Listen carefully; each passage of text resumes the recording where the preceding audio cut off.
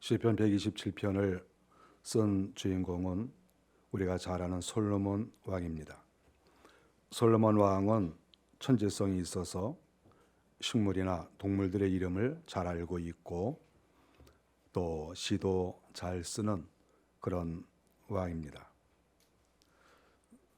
솔로몬이 쓴 이 127편은 세월이 약 500여 년이 지난 다음에 이스라엘 백성들이 바벨론의 포로로 잡혀갔다가 돌아왔는데, 돌아와서는 성도들이 성전에 올라가면서 하나님께 노래를 부르기 시작을 했습니다. 과거에는 제사장들만 이렇게 정해진 사람이 불렀었는데, 바벨론에서 포로로 돌아온 다음에는 물론 정해진 성가대원도 있지만 또 그 외에 다른 사람들도 성전에 올라가면서 성전 마당에서 하나님께 찬양을 올릴 수가 있었습니다. 그때 이제 불렀던 15편의 노래인데 그 가운데 하나가 되겠습니다. 솔로몬이 지은 그런 시가 굉장히 많습니다. 또 다윗이 지은 것도 많고 이스라엘 역사 가운데 하나님께서 이거는 정말 후대에도 사람들에게 읊어져야 되겠다, 사람들에게 알려야 되겠다, 정말 성경적인 그러한 시들은 상당히 많이 있는 것이죠. 근데 그 가운데 특별히 15편만 딱 골라서 성전에 올라가면서 부르는데 그 가운데 하나가 바로 이 본문입니다. 우리가 개인적으로 하나님 앞에 이렇게 있으면서 성경을 읽는 것도 귀하지만 성경의 말씀인데 이것을 곡을 붙여서 또 성전 가까이 가가지고 이것을 하나님께 찬양을 올려드린다. 그랬을 때 그 내용은 보통 그 의미가 신비하고 귀중하지 않으면 이렇게 할 수가 없는 거예요. 우리가 하나님 앞에 찬양을 올려드릴 때 가사를 할 게 얼마나 많이 있습니까? 창세기부터 요한계시록까지 얼마든지 있어요.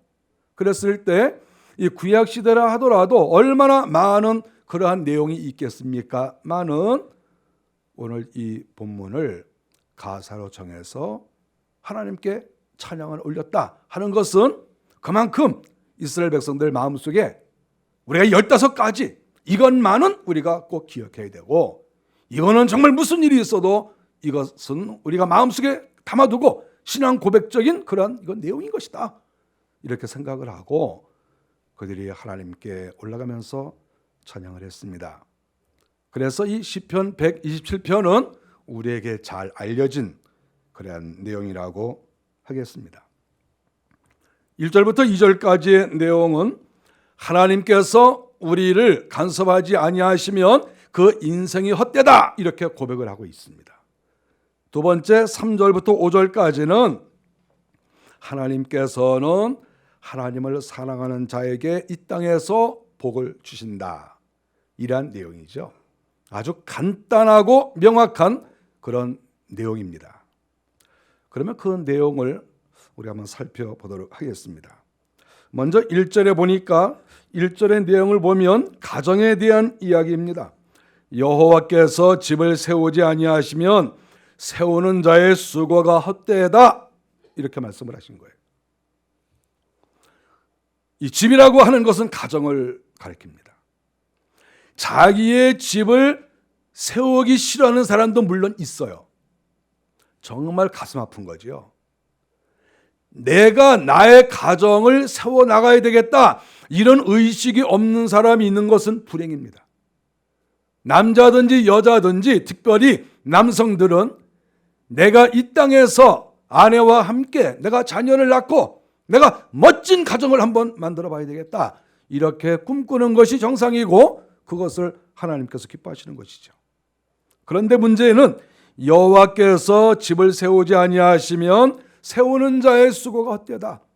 아무리 내가 이 땅에서 귀하고 소중하고 멋진 가정을 만들어가고 싶어도 하나님께서 도와주시고 은혜를 내려주시지 않으면 그 집이 견고하게 설 수가 없다, 이렇게 말씀을 합니다. 우리는 이 말씀을 정말 기억을 해야 됩니다. 계속해서 여호와께서 성을 지키지 아니하시면 파수꾼에 끼어 있음이 헛되다. 또 이렇게 말했습니다. 여기에서 성은 나라라고 볼 수가 있죠. 우리는 내가 살고 있는 그 나라가 잘 안전하고 견고하게 또 세상에 드러날 수 있는, 또 정말 사람들이 축하하고 박수를 칠 수 있는 선진국, 이것을 우리는 늘 고대하고 있습니다. 그것은 잘못된 게 아니에요. 멋진 나라, 든든한 나라, 강력한 나라를 만들어 가고자 하는 소망은 그거는 결코 비판할 거리가 아니고 당연히 그런 마음을 가져야 되는 것입니다. 근데 이것조차도 하나님께서 지켜주시지 아니하면 그것은 불가능하다, 이렇게 말씀하고 있습니다. 나라를 지키기 위해서 젊은이들은 군대를 가야 되고 또 백성들은 세금을 잘 내야 됩니다. 그래서 국방을 든든히 해야 돼요. 그것은 우리가 잊어서는 안 되는 거예요. 이 세상에 어떤 것보다도 나라를 잘 지켜나가는 것은 우리가 꼭 해야 될 일이에요. 어떤 외침에도 우리는 굴하지 않고 든든하게 세워나가고, 만일에 이 나라를 누가 공격하면 추호도 용서하지 아니하고 그 나라를 징벌할 수 있는 그런 강력한 나라로 만들어가는 것이 그 나라에 살고 있는 사람들이 가져야 되는 당연한 그런 생각입니다. 그러나 그조차도 하나님께서 함께 하시지 아니하면 어떤 나라든지 슬금슬금 그 나라가 스륵스륵 이렇게 무너져 내려가고, 어느 날 보니까 이 나라가 다 조미 먹고 구멍이 뚫리고 힘이 빠져버리는 그런 나라가 될 수도 있다는 것이죠. 그러므로 하나님을 우리가 철저하게 의지해야 된다, 이렇게 말을 하고 있습니다. 이것은 솔로몬이 지은 것입니다. 솔로몬은 큰 나라를 다스려 본 사람이에요. 하나님에게 복을 받아보기도 하고 명성을 떨쳐보기도 하고, 그는 강력한 사람입니다. 집도 지어보고 성도 지어보고 안 해본 것이 없죠. 그 사람의 고백이에요. 우리는 어떤 말이 있더라도 그 말을 누가 했느냐가 중요해요. 그랬을 때 솔로몬이 이렇게 말했습니다. 우리는 그것을 귀담아 들어야 됩니다. 2절에 보면 너희가 일찍이 일어나고 늦게 누우며 수고의 떡을 먹음이 헛되도다. 여기에서 이제 경제활동에 대한 이야기인데, 너희가 일찍이 일어나고 늦게 누우며 수고의 떡을 먹음이 헛되도다. 아침에 일찍 일어나는 것은 아주 귀한 것이죠. 부지런한 사람 아닙니까? 아침에 일찍 일어나서 열심히 일하고 늦게 누우며 수고의 떡을 먹는다. 이 말 자체는 굉장히 아름다운 말입니다. 우리는 이 말을 명심해야 돼요. 부지런하게 아침에 일찍 일어나서 자기가 할 도리를 다 하고 직장에 나가서 열심히 일을 하고, 내가 직장에 나가서 열심히 일을 해야 그 직장이 잘 커나갈 거 아닙니까? 그리고 그 직장이 부흥하고 그 직장이 넉넉해져야 나도 좋을 거 아닙니까? 우리는 직장을 위해서도 최선을 다해야 됩니다. 그리고 수고의 떡을 먹는다.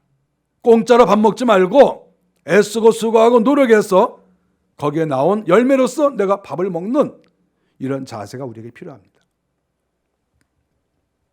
일하기 싫어하면 먹지도 말아야 되는 것이죠. 일하지 아니하고 먹고 살려고 하고 자기의 문제를 나라에 맡기려고 하는 그 자세는 아주 악독한 생각이에요. 자기의 문제는 자기가 해결을 해야 되는 거예요. 사회 탓을 하지 말고 국가의 탓을 하지 말고 내 문제는 내가 해결한다, 이런 자세를 갖지 않으면 안 돼요. 우리가 그러한 마음으로 살아가야 되는데, 그것조차도 하나님께서 함께 하시지 아니하면 그렇게 살 수가 없다, 이렇게 말씀을 하는 것이죠. 3절에 보면 자녀들에 대한 이야기가 나옵니다. 보라, 자식들은 여호와의 기업이요 태의 열매는 그의 상급이로다. 하나님께서 남자와 여자가 서로 결혼을 해서 가정을 꾸려나가고 그리고 자녀를 낳기를 하나님은 소원하십니다. 그것이 하나님께서 이 세상을 창조하신 창조의 원리예요. 그래서 남성이든 여성이든 때가 되면 다 결혼해야 됩니다. 결혼을 해서 자녀를 낳아야 되는데, 하나님 말씀하시기를 자식들은 여호와의 기업이라고 그랬어요. 기업. 상속자라는 의미가 있습니다. 자식은 자기를 이어가는 자다. 영적인 것을 이어가고 물질을 이어가고 어쨌든 이어가는 그런 것이죠. 그래서 하나님은 이 자식들을 여호와의 기업이라고 칭송을 하는 거예요. 단순하게 네가 자식을 낳았으니까 네 자식이다 이렇게 말하는 것이 아니라 여호와의 기업이다. 여호와의. 낳기는 네가 낳지만 실질적으로 그 자녀는 여호와의 기업이다. 하나님이 그만큼 관심을 기울이는 것이 자녀라는 것을 가르쳐주고 있습니다. 태의 열매는 그의 상급이다. 자식은 하나님께서 그 가정을 사랑하셔서 축복하신 상급이라고 말씀하고 있는 거예요. 자식을 낳았으면 내가 하나님께 상급을 받았다 이렇게 말해도 틀린 말이 아니라는 거죠. 만일에 내가 자식을 셋을 낳았다 그러면 하나님이 나에게 3개의 멸관을 주시고 3번의 상급을 내려주셨다. 내가 만일에 10명의 자녀를 낳았다 하면 하나님께서 나에게 이렇게 10번의 상급을 주셨다 이렇게 말을 해도 그건 절대 틀린 말이 아니다 하는 것을 여기서 가르쳐주고 있습니다. 그만큼 하나님께서는 이 자녀에 대해서 상당히 귀하게 생각을 하고 있는 것입니다. 4절에 보니까 젊은 자의 자식은 장사의 수중에 화살 같다. 그래 가만히 이 말씀을 보면 젊은 자의 자식은 그래서 생각할 때 늙은 자의 자식은 여기서 빼는 건가 이런 생각도 좀 해봤습니다. 어쨌든 우리 해석하기가 좀 어렵지만 어쨌든 이 젊은 자가 자식을 낳은 거예요. 낳았는데 장사의 수중에 화살 같다 그랬어요. 장사는 전쟁에 나가서 싸우는 사람이에요. 장사는 자기 집을 다 지키고 자기 지역을 지키고 나라를 지키는 이런 사람이 장사거든요. 싸우는 사람. 그런데 이 자식이 많은 사람은 장사의 수중에 있는 화살 같다고 그랬어요. 화살이라는 건 뭡니까? 이거는 방패가 아니에요. 화살이라고 하는 것은 상대를 공격하는 거예요. 나를 방어할 때 가장 좋은 방어가 뭔 줄 압니까? 상대를 치는 거예요. 상대가 나를 공격할 때 그냥 이렇게 방패 가지고 가서 막기만 하면 계속 공격할 거 아닙니까? 그러니까 막는 것뿐만 아니라 화살로 나를 공격하는 자를 쏘아서 죽여버려야죠. 적을 제거해야지요. 그래야 자기의 가정을 지키고 나라를 지킬 거 아니겠어요? 그런데 하나님께서는 이렇게 자녀라고 하는 것은 화살과 같다 그랬어요. 화살. 자식이 있는 사람은 화살이 있는 사람이고 자식이 없으면 그 사람은 화살이 없는 사람이에요. 활은 있는데 이렇게 펌 잡고 활을 딱 들고 다니면서 딱 들고 다니니까 사람들이 오, 활 있네? 근데 저 토끼가 지나가는 거예요. 잡아라. 그러니까 활을 이렇게 쏘는데 화살이 없는 거예요. 저기 도둑놈이 오는 거예요. 원수가 오는 거예요. 칼 들고. 그러니까 막아라. 그러니까 활을 갖고 있는데 무슨 화살이 있어야죠. 활로 이렇게 휘둘리면 그 원수가 가만히 있겠어요. 이건 뭐야 이거? 그래서 와서 그냥 확 찌르는 거 아니에요. 그렇게 활을 휘두르는 게 아니라 이 활을 딱 갖다 놓고 화살을 딱 빼가지고 딱 걸어서 딱 이렇게 해야 원수가 도망을 가는 것이지 활 휘두른다고 원수가 도망갑니까? 그래서 여기에서 화살이라고 하는 것은 아주 이 중요한 그런 힘을 여기서 가리키고 있다. 특별히 5절에 보니까 이것이 그의 화살통에 가득한 자는 복되도다. 화살통 우리가 다 알지 않습니까? 화살을 담아두는 통이에요. 이 화살통을 옆구리에다 찰 수도 있지만 대개 우리가 만화책에 보면 이 뒤에 이렇게 쳐져 있잖아요. 여기 이렇게 있습니다. 그래서 화살을 쏠 때 이렇게 뽑아가지고 얼른 쏘잖아요. 여기다 하면 이걸 뽑아서 올리려면 시간이 걸려요. 여기에서 얼른 뽑으면 딱 맞잖아요. 그래서 얼른 이렇게 쏘는 거예요. 그래서 화살통은 뒤에 매요. 그런데 성경은 말하기를 자식이 많은 사람은 이 화살통에 화살이 가득한 것 같다는 거예요. 만일에 자식이 하나면 화살통에 화살이 몇 개가 있어요? 하나 있는 거고. 만일에 자식이 3명이다. 그러면 3개. 여기에 화살통에 화살 없는 사람도 있어요. 3개 있는 사람도 있고 5개는 없죠. 여기가 화살통 딱 놓고 그 화살통 딱 이거 탕탕탕탕 소리가 나면 사람들이 화살 맞네? 그러면 다 겁내는 거예요.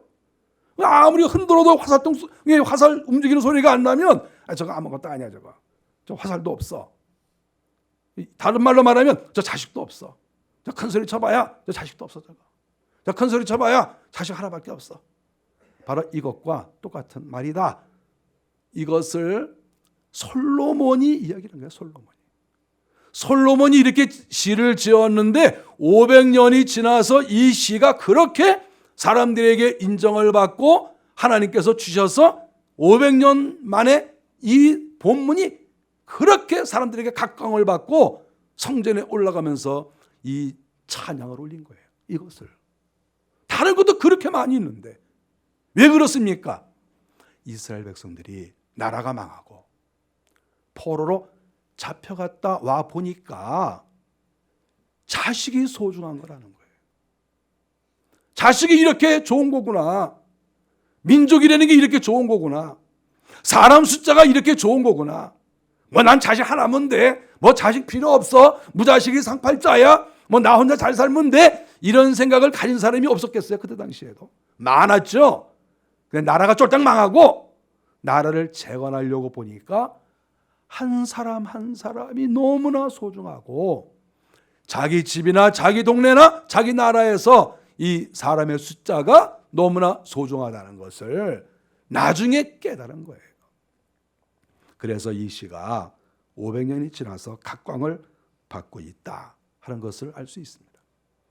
과거 우리 부모님들 세대는 전쟁이 끝나고 나서 자녀를 많이 낳았습니다. 제가 어렸을 때에는 우리나라 인구가 2,500만 뭐 이랬어요. 그런데 뭐 3,000만 되더니 3,500만 되더니 제가 중학교 다닐 때만 해도 길거리에 이렇게 프랭카드에 3,000만 막 이렇게 써 있었어요. 그래서 3,000만이구나 이렇게 생각했는데 어느 날 뭐 4,000만이다 4,500만이다 그러더니 5,000만이 된 거예요. 저도 이렇게 인구가 많아질 줄을 몰랐어요. 어쨌든 우리의 부모님 세대가 어른들이 이렇게 고생스러운데도 자식들을 많이 낳아서 화살통에 그냥 화살을 꽉 이렇게 채워놓은 거예요. 너무 감사한 거죠. 화살통에 화살이라고 했으니까 그래서 우리의 어른들은 다 이렇게 하신 거예요. 그러니까 요 사이는 싸울 일이 별로 없으니까 뭐 어른들이 나라를 이렇게 잘 만들어 놓고 어른들이 그래도 뭐 재산도 좀 이렇게 많이 만들어 놓고 자식들 공부도 시키고 그러니까 이제는 뭐 노력할 게 별로 없어요. 뭐 애쓸 것도 별로 없고 그러니까 이제는 화살이 별로 필요가 없어요. 누가 뭐 쳐들어오겠나. 이 정도면 내가 먹고 살지. 이 정도는 난 원수도 없어. 이런 생각을 하고 화살통에 화살을 만들어 넣을 생각을 하지 않고 빈통 들고 어깨 메고 뛰어다니고 돌아다니고 이렇게 하는 시대가 됐다. 이렇게 볼 수가 있습니다.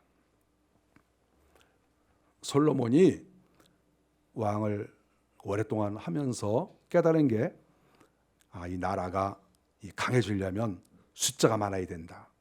특별히 남자들이 좀 많아야 된다. 전쟁터에 나갈 때에는 남자들이 나가서 싸우잖아요. 목숨 걸고 싸우잖아요. 그래서 그런 생각을 솔로몬이 했는데 결국은 그것이 세월이 아무리 지나가도 그 말씀이 맞는 말인 거예요. 앞으로 이 나라도 마찬가지고 이 세상 어디도 마찬가지예요. 화살통에 화살이 가득한 사람이 힘을 쓰는 것이고 그래야 그 가정과 그 기업과 그 지역이 든든하게 서나갈 수 있는 것이다. 이렇게 가르쳐주고 있습니다. 저희 부모님은 아들 셋, 딸 셋을 낳습니다. 화살통에 화살이 이렇게 순놈화살 3개, 또 암 3개 이렇게 6개를 딱 이렇게 넣고 다니시니까 저희 아버지 어머니는 아주 항상 이렇게 어깨가 이렇게 힘이 들어가시고 누구하고 이렇게 뭐 싸움을 할 일이 있어도 겁을 안 내세요. 우리 아버지. 거기다 뭐 좀 죄송한 일이지만 우리 형님 100kg 나가죠. 또 저 이렇게 나가죠. 우리 형수 100kg 나가죠. 우리는 이렇게 100kg, 100kg, 우리 또 조카 120kg, 딱 우리는 이런 식구가 쫙 이렇게 돼 있어요. 그러니까 우리 아버지가 좀 기분 나쁜 일이 있어서 누가 좀 갈등을 일으키잖아요. 그러면 다 나와 이렇게 그러시는 거예요. 그럼 제가 나가봐요. 왜 그러시는데요? 그럼 우리 형하고 나하고 몇 사람만 나가면 상대가 기겁을 해가지고 발발 떨면서 아니 뭐 별거 아닌데요. 그리고 가는 거예요. 우리 식구 6명 나가면 우리나라에 당할 집이 거의 없다고 저는 생각합니다. 어디 우리 당할 사람 있으면 나와보세요 한번. 우리 6남매 다 그 정도 레벨이 다 그 정도인데 나오려면 나와봐. 이 성경 말씀은 단순하게 상상이 아니고 듣기 좋으라고 이렇게 한 말이 아니라 이것은 우리의 생활 속에서 실제적으로 나타나는 거예요. 실제적으로. 자기의 자식이 강하고 담대하고 힘이 있을 때 부모도 힘이 있는 거예요. 자기 자식이 연약하고 힘이 없으면 부모는 늘 위축이 되고 이 땅에서 겁이 나는 거예요. 누가하고 언쟁이 있거나 약간의 갈등만 느껴도 자꾸 두려워요. 우리가 만일에 이 나라가 강해 보십시오. 그러면 어떤 나라와도 우리가 어떤 갈등을 느낄 때 겁이 나겠어요? 주변에 아무리 강한 나라들이 있어도 우리가 강해 보세요. 뭐가 겁나겠습니까? 한번 해보려면 해보자. 이런 마음이 있으면 얼마나 우리가 마음이 편안하고 든든하겠어요. 이것은 가정도 마찬가지고 기업도 마찬가지고 나라도 마찬가지고 화살통에 화살이 가득해서 강력한 그러한 능력을 소유해야만이 이 세상에서 살아나갈 수가 있다 하는 것을 알 수가 있습니다. 저도 아들 하나고 딸이 둘인데 저도 아주 든든합니다. 뭐 또 얘기할 필요는 없고 든든합니다. 든든해서 좀 우리 식구들이 쭉 이렇게 길거리 지나가면 우리가 가족 여행을 가잖아요. 사람들이 다 쳐다봅니다. 다 쳐다. 서울시 씨름단이 왔나? 이렇게 이제 생각합니다. 저는 아주 든든해요. 딱 이러고 여행을 가면 식구들 쫙 이렇게 가면 사람들이 다 비켜줘요. 이렇게. 우리가 길 갈 때도 한 줄로 안 가요. 옆으로 한 줄로 가요. 옆으로 이렇게 해서 다른 사람들이 다니지 못하게 딱 길을 꽉 채워서 가면 사람들 다 옆으로 가요. 누가 여기 와가지고 길 비키세요? 누가 그럽니까? 쳐다만 봐도 가슴이 떨리는데. 지금 이러한 내용들을 이스라엘 백성들이 쫄딱 망하고 나서 다시 한번 정신을 차려보니까 이 자식이라는 게 이렇게 소중한 것이고 백성이 이렇게 소중한 것이고 화살통에 화살이 가득한 것처럼 자식이 많고 사람이 많아야 이게 힘인 거구나. 그것을 이스라엘 백성들이 깨달은 거예요. 그러니까 15편의 노래를 부를 때 거기에 딱 넣어가지고 올라가면서 부르는 거예요. 자식은 하나님께서 허락하신 기업이다. 자식은 하나님이 허락하신 열매다. 지금 이 찬송을 살살 불렀겠어요? 큰 소리로 불렀겠죠. 자식이 많은 사람은 화살통에 화살이 가득한 사람이다. 그리고 막 노래를 하는 거예요. 지금 여러분 상상을 해보세요. 노래를 막 하는 거예요. 목청 높여서 하는 것이죠. 그러면서 마음속에 생각하기를 내가 자식이 셋이지만 하나 더 낳아야 되겠다. 막 이런 소원이 찬송을 부르면서 막 생기는 거예요. 여러분 찬양을 할 때 결혼하고 싶은 생각이 막 나야 돼요. 이거 부르면서 결혼을 해야 되겠다. 빨리 해야 되겠다. 내가 결혼을 해서 자식을 3명, 4명 낳아야지. 10명을 낳아야지. 막 이런 마음이 들어야 돼요. 지금 이스라엘 백성들이 이 찬양 부르면서 그런 생각 안 들었겠어요? 마음에 막 이거 용솟음 치는 거예요. 맞습니다. 맞습니다. 자식은 화살통에 화살입니다. 그러면서 찬양하고 아멘하면서 이 찬송을 부르고 하나님의 전에 가까이 가는 거예요. 이렇게 강조된 거란 말이죠. 이게 하나님 앞에 나가면서 강조된 그러한 찬양이 바로 이 본문이에요. 이 찬양을 부를 때 아주 흥분돼서 기분 좋게 부르는 사람도 있고, 제가 이렇게 상상을 해보니까 어떤 사람은 안 부르는 사람도 있더라고요. 이거 제가 상상하는 거예요. 그럼 왜 저 사람은 안 부를까? 가만히 보니까 자식이 없어요. 자식이 없으니까 자식은 화살통에 화살이다 이렇게 찬양을 했는데 자식은 화살통에 화살이다 이렇게 되는 거예요. 자기 자식이 없으니까 그거 크게 불러봐야 뭐합니까? 그거 불러볼수록 자기가 힘 빠지는 거예요. 그래서 우리가 이 본문을 보면 자녀가 많은 사람, 그리고 내가 앞으로 자녀를 많이 낳겠다는 사람은 이 찬송이 그렇게 은혜가 되고 이 찬양을 부를 때 막 희망 넘치고 막 그러는 거예요. 근데 이 찬양이 불려질 때 힘이 빠지는 사람 제가 보니까 두 종류 있어요. 두 종류. 힘 빠지는 사람. 첫째는 원수가 힘이 쭉쭉 빠져요. 만일에 나하고 저쪽에 있는 저기 그 사람하고 갈등을 느끼고 있는데 이 집도 자식이 3명이고 저쪽도 자식이 3명인 거예요. 그런데 이 사람이 찬양을 부르면서 자식은 화살통에 화살이다.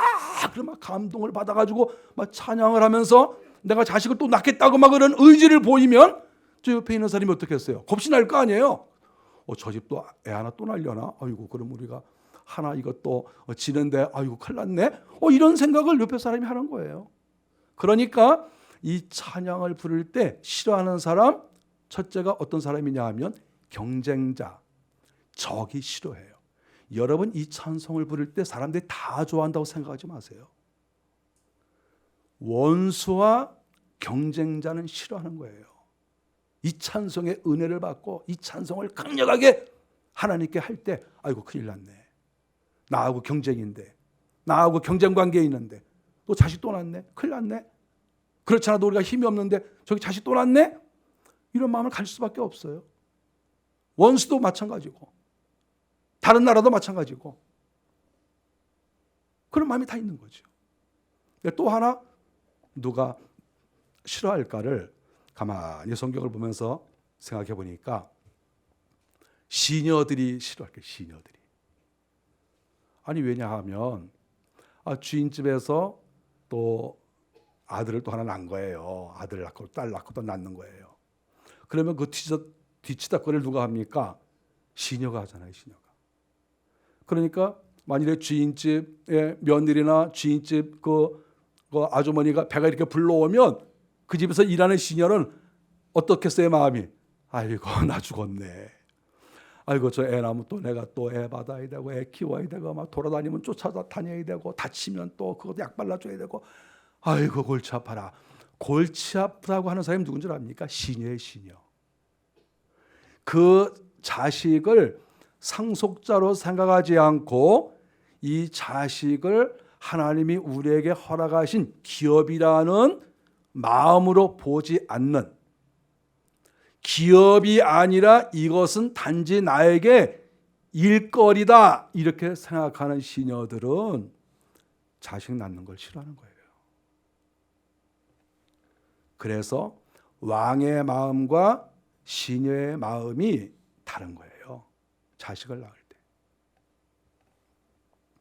내가 이 자녀를 낳아서 이 자녀가 우리 집안의 영적인 것과 물질적인 것과 이 온갖 좋은 것들을 이어나가는 상속자다 이렇게 생각하고 자식을 낳는 사람하고 똑같은 아이인데 옆에 있는 사람은 아이고 내 쟤 어떻게 봐줘.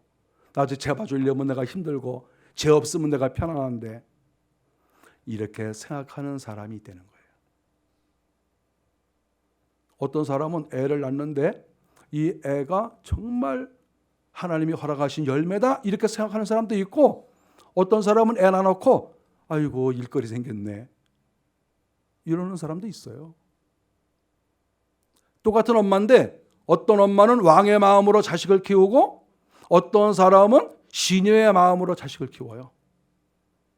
똑같이 자기가 낳는데 이거 무서운 거예요. 이게 이 아이는 정말 하나님이 기뻐하시는 상속자로 내가 키울 것이다. 이 믿음을 상속하겠다. 우리 가문의 아름다운 것을 이 아이를 통해서 내가 다 물려줘야 되겠다. 이런 마음으로 키우는 사람은 왕의 마음인 거예요. 오늘 본문에 나오는 솔로몬의 마음인 거예요. 우리가 이런 마음으로 자녀를 키우는 거예요. 왜 자녀가 일거리입니까? 자녀가 나를 불편하게 하고 내 인생을 괴롭게 하고 나를 손해보게 하고 자녀가 그렇습니까? 하나님이 그렇다고 말씀했습니까? 자녀는 우리를 해롭게 하는 존재도 아니고 내 일거리도 아니고 자녀는 하나님이 우리에게 허락하신 열매예요. 너무나 소중한 열매입니다. 이 열매를 바라보며 즐거워하고 이 열매를 기업이라 하셨으니 내가 가지고 있는 영적인 거 다 물려주고 내가 만일에 이 땅에 살면서 어떤 물질적인 어떤 재물이 있다고 하면 이것도 내 자녀들에게 다 상속하고 좋은 것들을 다 상속하는 대상이 있을 때 이게 진짜 기쁜 거예요. 자식을 낳지도 않고 또 자식을 일거리로 생각하는 사람은 그 사람에게 영적인 것이 물려 내려가겠어요? 지금 나한테 불편하고 나에게 일거리라고 생각하는 그 자녀에게 내 영적인 것이 내려가겠어요? 그리고 내 어떤 물질이 있을 때 그 물질을 줄 마음이 있겠어요? 물질을 줄 마음이 있는 게 아니라 하나님이 물질을 주시지도 않아요. 왜냐하면 상속자가 아니니까. 여기서 기업이라는 말은 상속자라는 의미예요. 그랬을 때 아니 내가 기업이라고 생각하지 않는데 상속자라고 생각하지 않는데 어떻게 하나님이 그 사람에게 좋은 것을 주시겠어요? 성경은 우리에게 가르쳐 줍니다. 이 태열매 자녀는 하나님의 기업이고 열매다. 이것이 화살통에 가득한 사람은 힘이 있고 능력이 있고 겁이 없고 원수와 맞닥뜨린다 할지라도 원수와 싸운다 할지라도 그것이 힘이 되는 것이다. 이렇게 가르쳐주고 있습니다. 상속자를 주려고 하지 않는 사람은 이 땅에서 노력하지 않습니다. 우리가 역설적으로 말해서 열심히 애쓰고 노력하는 사람들은 자기가 가진 것을 자기의 후손에게 다 물려줄 마음이 있어요. 그래서 열심히 일할 수 있어요. 내가 열심히 노력하고 애쓰는 것이 이게 헛된 것이 아니다. 내가 열심히 애쓰고 노력해서 어떤 열매가 있는데 이 열매는 그냥 날아가는 게 아니고 내 자녀에게, 기업인 내 자녀에게 이것이 다 내려간다. 이런 마음이 있을 때 사람은 노력하고 열심히 일할 수 있습니다. 만일에 상속자가 없어 보세요. 무슨 재미로 살겠어요? 내가 노력하고 애써도 상속을 받을 사람이 없잖아요. 그러면 열심히 일하겠어요? 어느 정도 물질이 쌓이고 자기가 생활에 문제만 없으면 그 다음부터는 뭐 노력할 필요가 없죠. 그리고는 물질을 뭐 과소비할 수도 있는 것이고 그렇게 인생을 살 수가 있어요. 이것이 큰 차이예요. 자식이 있는 사람과 없는 사람. 자식을 어떠한 마음으로 키우느냐, 기업으로 키우느냐, 또는 나의 일거리로 키우느냐, 이 생각에 따라서 그 사람의 삶이 달라진다. 이것을 오늘 본문이 가르쳐주고 있습니다. 우리는 망한 사람의 말을 들으면 안 돼요. 항상 승리한 사람, 지혜로운 사람, 이런 사람들의 말을 들어야 됩니다. 오늘 본문의 말은 하나님의 말씀임과 동시에 이 글을 쓴 사람은 솔로몬이라고 하는 거예요. 우리가 솔로몬의 이 지혜로운 글을 귀담아 듣고 마음속에 받아들여야 돼요. 자식을 키울 때 일거리라고 생각하지 마세요. 하나님이 나에게 허락하신 열매고 기업이다. 내가 온갖 좋은 것을 내 자녀들에게 내가 물려줄 것이다. 이런 마음으로 자녀들을 키워나가십시오. 그것이 하나님께서 원하시는 거예요.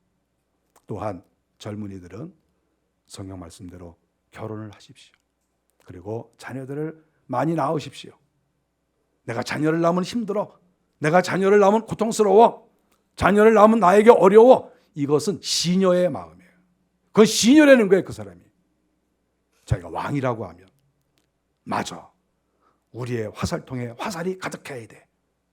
자식이 많아야 나에게 힘이 돼. 이러한 마음으로 자녀를 낳아서 키우는 것이죠. 오늘 하나님께서 솔로몬에게 허락하신 말씀을 잘 우리가 마음속에 받아들이시고 화살통에 화살이 가득한 여러분들이 되시기를 축복합니다. 기도하겠습니다.